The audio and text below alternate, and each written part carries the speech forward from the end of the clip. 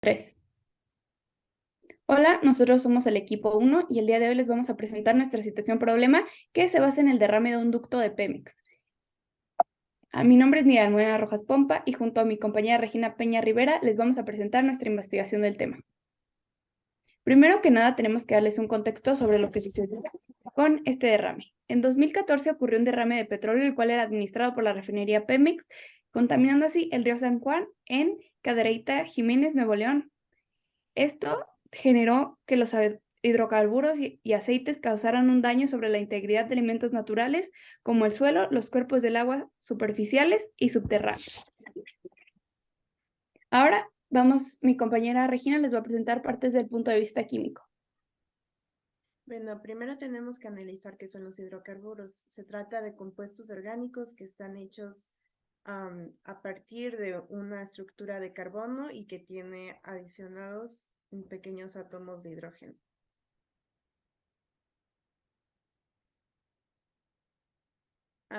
Con interacciones intermoleculares nos referimos a cómo interactúan las moléculas entre sí, y esto va a cambiar dependiendo del tipo de hidrocarburo que se tenga.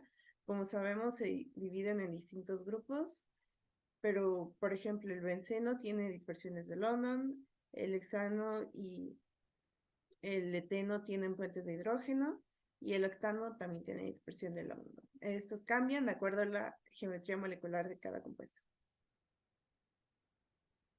Como había dicho, los tipos de hidrocarburos se dividen en varios grupos. Tenemos los aromáticos, que tienen anillos de benceno, los alifáticos, que se dividen en alcanos, alquenos y alquinos, los saturados y no saturados, etc. ¿Qué características comparten todos los hidrocarburos? Bueno, la mayoría no se disuelven en agua. Bueno, más bien, dos no se disuelven en agua, por lo general son no polares, pero esto puede cambiar dependiendo del tipo. De acuerdo a la densidad, son más livianos que el agua y su gravedad específica es menor a la del petróleo por 10 grados centígrados. Además de que no se pueden mezclar con el agua los hidrocarburos. Ahora, como ya mencionó mi compañera Regina, vamos a hablar sobre la geometría molecular. Los compuestos que analizamos fueron el agua, que se compone de 2 átomos de hidrógeno y 1 de oxígeno, el cual nos da una geometría angular, como lo podemos ver en la imagen, y pues su fuerza, su interacción molecular es el puente de hidrógeno. También tenemos el metano, que es CH4, que es carbono 1, hidrógeno 4, la cual tenemos que es una geometría tetraédrica y esta tiene fuerzas de London y dipolo permanente. Finalmente tenemos el benceno, que es C6H6. Esta contiene una geometría hexagonal, la cual ya fue explicada por mi compañera, y tiene una relación intermolecular de fuerzas de London. Ahora vamos a ver las técnicas de separación. Bueno, la técnica de separación que nosotros proponemos es una de las más usadas, llamada skimming. Es como la desnatación del cuerpo de agua, separando con una pequeña máquina llamada skimmer el líquido del hidrocarburo del agua. Esto se logra debido a que es una máquina que cuenta con una banda que va girando y va removiendo por diferencia de densidades el aceite, por así llamarlo. Después lo va quitando de la banda con unos cepillos que están activados por un motor y finalmente se almacenan dentro de los tambores que podemos observar en las imágenes de los skimmers. Perdón.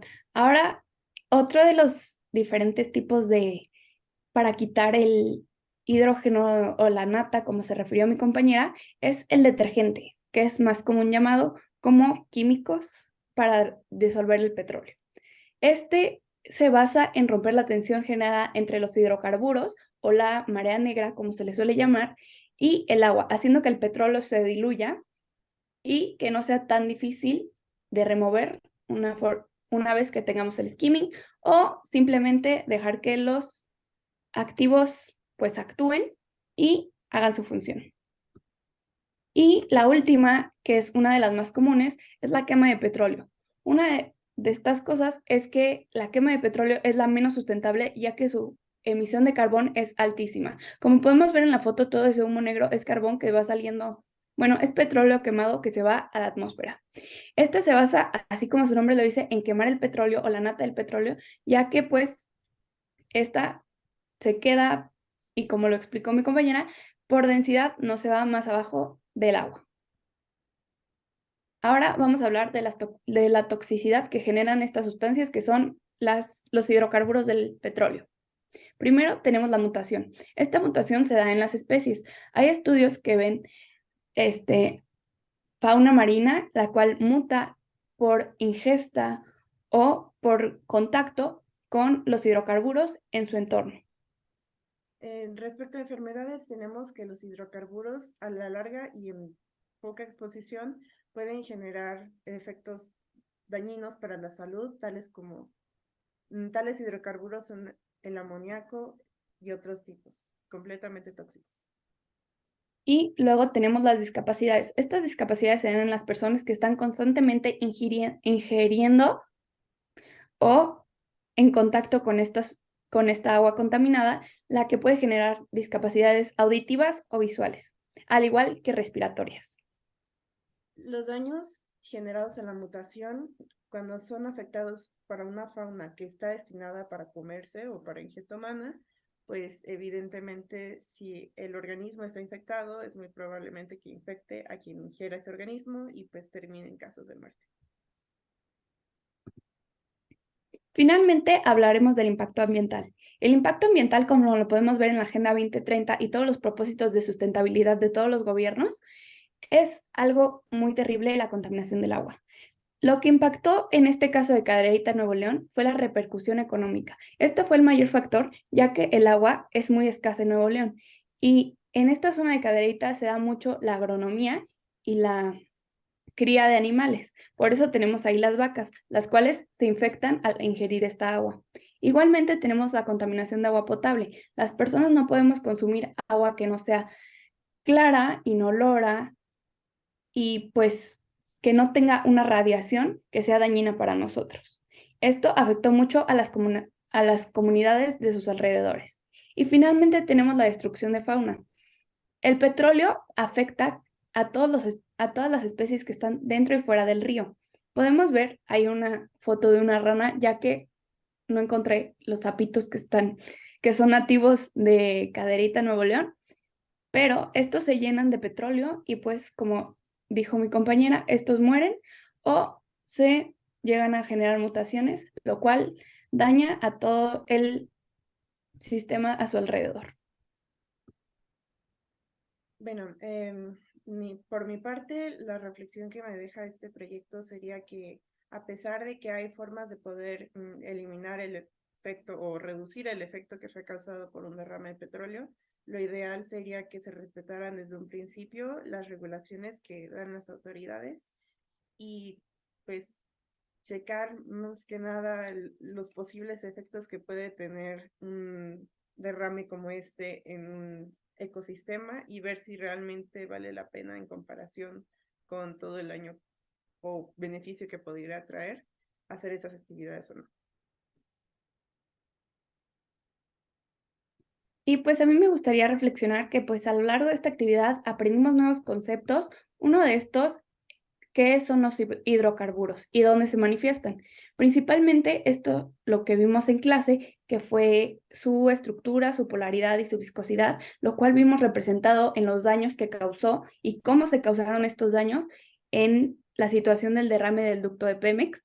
Y pues enfocándonos en la investigación de la situación, podemos deducir que el cuidado del agua es de suma importancia y el no sustentabilizar no solo nos afecta a nosotros, sino a todo nuestro ecosistema.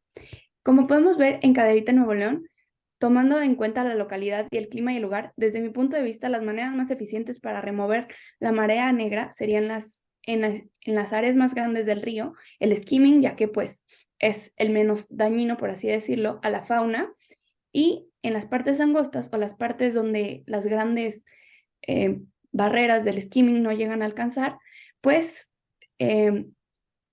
usar los detergentes para que estos hidrocarburos se dispersen y se disuelvan. De igual manera, yo propondría un constante monitoreo al agua, ya que como dice en la situación, pues ha habido en la actualidad repercusiones por lo mismo y pues estos monitoreos se realizan con limpiezas con detergentes para encargarse de que estas emisiones se disuelvan como tal o dejen de afectar el ecosistema.